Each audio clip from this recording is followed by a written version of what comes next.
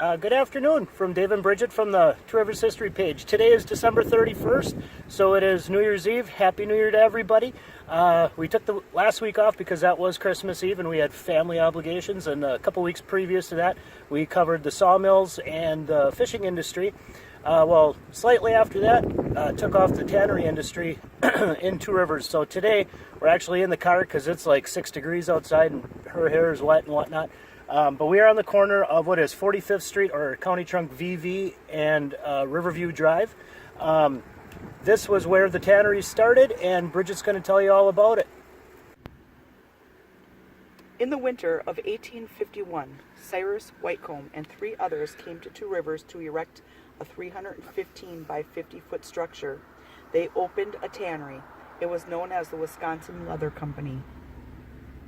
They built it in the center of a hemlock forest. Hemlock was the bark of their choice.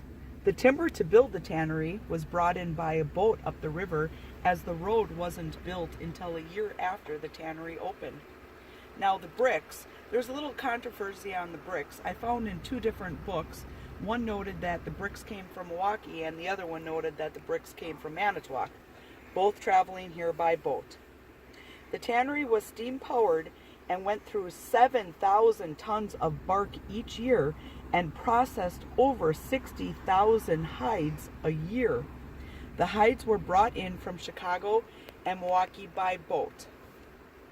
Mr. Whitcomb employed about 100 men and was liked by many of his employees. He bought up 1,200 acres from the government for 50 cents an acre. This land was overgrown with hemlock. The tannery was 1.5 miles away from downtown, so a little village was built close to the tannery.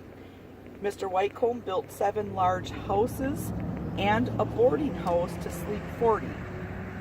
He also owned a general store, and there was a blacksmith, stables, and even a saloon. A shanty was built onto the side of the boarding house, and Mr. Whitcomb's nephew, whose name was Mr. Wellman, was a Baptist minister, and he taught the workers' children at that school. Isn't it amazing to think that there was just a little community here back in the 1850s standing by itself? That is quite amazing.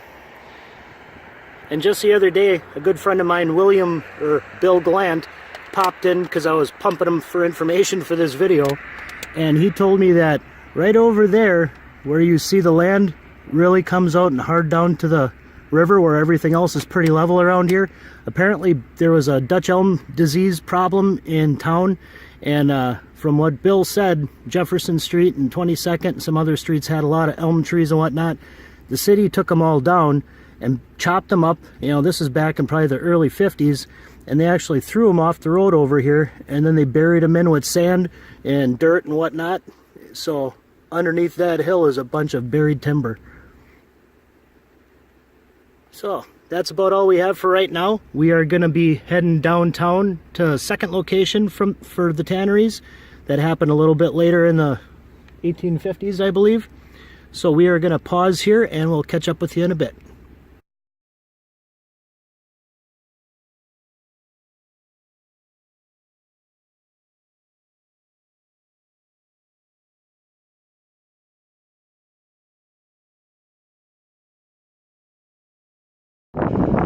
All right, I'm standing up on the top of the observation harbor, or observation tower in the by the harbor. I'm out of shape. At any rate, just came up here to show you how close the third and fourth tanneries that were opened in the 1860s, how close they were to the mouth of the river.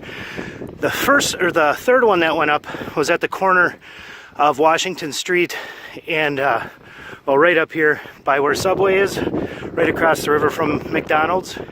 And then the other one was just north of the Eggers property. And if you can see, right about there's a blue building on the other side of this huge building. Right about that area was where the other tannery was.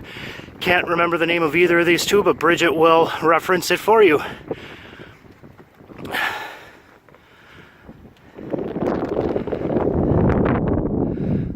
There's our beautiful Coast Guard station.